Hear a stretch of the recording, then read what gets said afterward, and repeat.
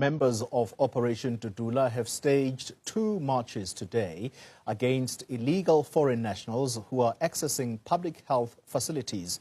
This is in Durban, and the group there accused the Human Rights Commission of fighting against South African citizens instead of putting them first. The organization has been illegally blocking the foreign nationals from accessing hospitals and clinics, saying South Africans should be given preference. Let's take a listen. No, our march purposely, we demand the Human Rights Commission to put South Africa first. As you know that Human Rights Commission, it's a form of the Constitution of Chapter 9. So in most instances where we see a Human Rights Commission, it's mostly favors or it's mostly stands for immigrants, and there are cases of South Africans which Human Rights Commission failing to stand for our people of South Africa. Instead of standing for people of South Africa, they are standing for the foreign nationals. It's illegal or it's illegal. We see the cases, because this march, it's not only for KZN, it's also in Joburg. No, I'm failing to understand if they are saying what we are doing, it's not constitutional, because what we are doing, we are standing for our South African brothers and sisters, which is our government failed to apply this constitution that they are saying Tina Asilentus as harming our constitution. Because if you are looking at the Immigration Act, it states that we have to put our South Africans first. And if we're looking at Immigration Act, it says if a foreign national comes to South Africa, they must have visa.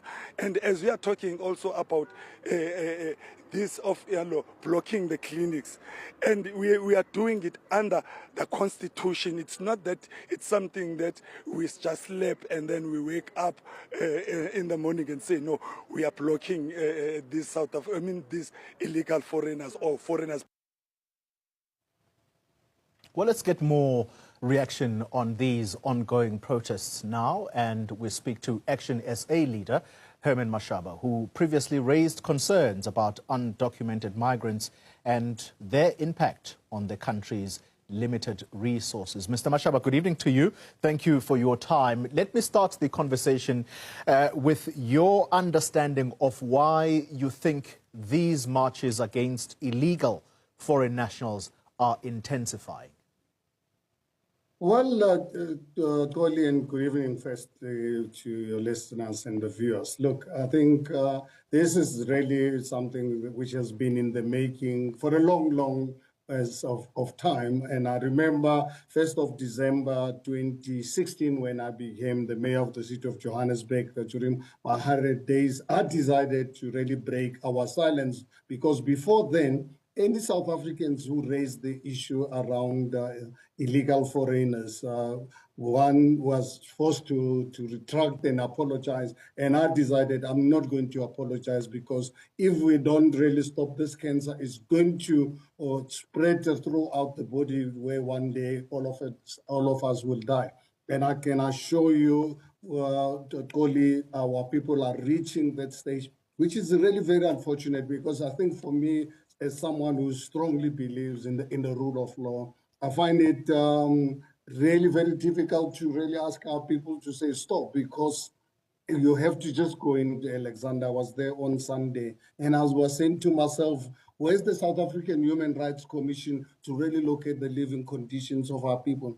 You go into hospitals, you go into schools. We have no capacity on our own to take care of our people. As I'm talking to you right now, Colin, more than 50% of South Africans don't know where the next meal is going to come from. But we, as a country, we are saying we want to really be everything to the rest of the world. Unfortunately, the people who are the biggest victims of this are our poor South Africans who live in Alexander, live in Soweto. So it is for that reason, unfortunately, it's going to this whole thing is going to intensify unless we arrest it. And we arrest it now. It's not yet late, but I think South Africa needs to really embark on mass deportation of people who are in our country illegally. Yeah. You say that you find it difficult to say to South Africans, stop. I take it then that Action SA fully supports what is happening right now, and that is to block these illegal foreign nationals from accessing health care, even though the Constitution does allow.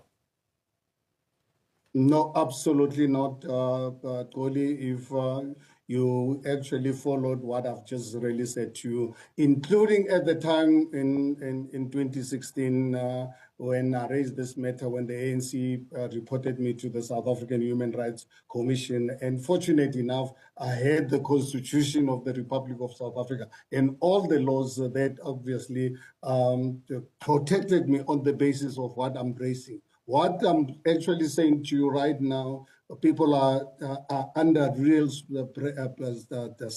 in the sense that our law enforcement agencies, our own government is actually not respecting the laws of our country. But at the same time, this constitution makes it really very difficult. It is for that reason where people are actually complaining, because if you look at the preamble of our constitution, which says South Africa belongs to all who live in it, and now you go to the Bill of Rights, where unfortunately the hospitals, the clinics and schools cannot deny anyone the right to that opportunity. I think we need to really revisit these issues. Otherwise, we're going to end up with the people taking the law into their own hands. And that's something that you and I need to really avoid and ask our lawmakers to, as a matter of agency, really correct this weakness in our constitution. Whether they had good intentions or not when they accepted this part of the constitution, but at the end of the day, a constitution is a living document that can really be upgraded or be reviewed to really make sure that it must actually talk to the lived experience of South Africans. But right now, I can tell you right now, this preamble to say South Africa belongs to all who live in it, and including the Bill of Rights, they are not talking to the lived experiences of South Africans. It gives preference to people who are coming into our country illegally. And unfortunately, when they come into South Africa, they don't actually go into these gated communities. They go to Alexander, they go to Soweto, they go to Haramutsi village where I was born. And those are the people I'm talking about, that if we don't do anything about it, that we get our lawmakers to, as a matter of agency, address our constitutional framework to make sure that South Africa belongs to South Africans. Anyone coming into this country legally or otherwise, they must make sure that they have medical cover. South Africa cannot provide medical covers, free schooling, and all the other benefits to people who are in our country illegally, because people who are in our country illegally are criminals because they've broken the laws of our country. Yeah. Here's a final question, Mr. Mashaba, because when you speak about this, oftentimes you say the failure here is by the authorities to manage our borders. And as we speak tonight, some 2 hours ago, News 24, publishing a story which carries the comments of the Border Management Authority head, Mike Masiapato, who is warning of, quote unquote, a national risk. And here is the reason why he's warning of this. He says the authority is grossly underfunded and understaffed. At the moment, they sit with 2,600 officers, I guess, on all our land borders. The total they need for the country's borders to be properly secured, it's 11,000, which means that they are short of 8,000 officers. Do you think that this is going to be solved anytime soon, the securing of our borders? Well, I'm sure, Toli, you are aware about the budget debates, the division of the budgets over the last week or so. There's not a single department that is fully funded to ensure that they can address the issues of our country. Our budget right now is actually cut. I'm sure you follow closely better than I do because I'm most of the time out in the field. You as a journalist, you have the time to read newspapers and follow what's happening in the media. So we've got a huge challenge.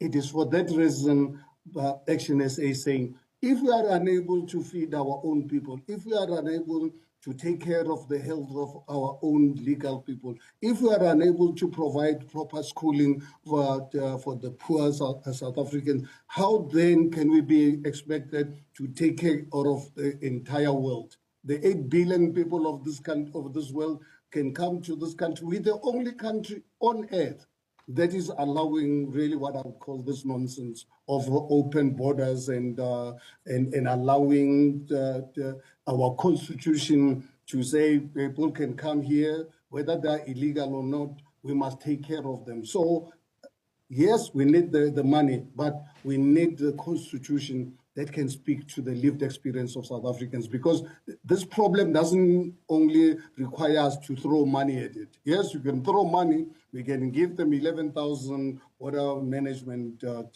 people. At the end of the day, people will find their way to come into this country because the constitution will immediately protect them as soon as they land in our country. So we've got to make sure that whether you came here legally or not, or if you come here legally, we have the constitution to protect the interest of South Africans. We must put South Africans first. Anyone who's in this country illegally must be sent back where they came from. All right. But at the same time, those who want to come to South Africa, like when I have to really go to most countries in the world before they can give me a visa, when I get to even before they can accept me to really come for an interview for a visa, I have to produce a medical cover. Why then should South Africa, the country, the most unequal on earth, we are the most unequal country on earth. As I said to you earlier on, Colin, over 50% of our fellow South Africans, as I'm talking to you right now, they don't know where their next meal is going to come from. Yeah.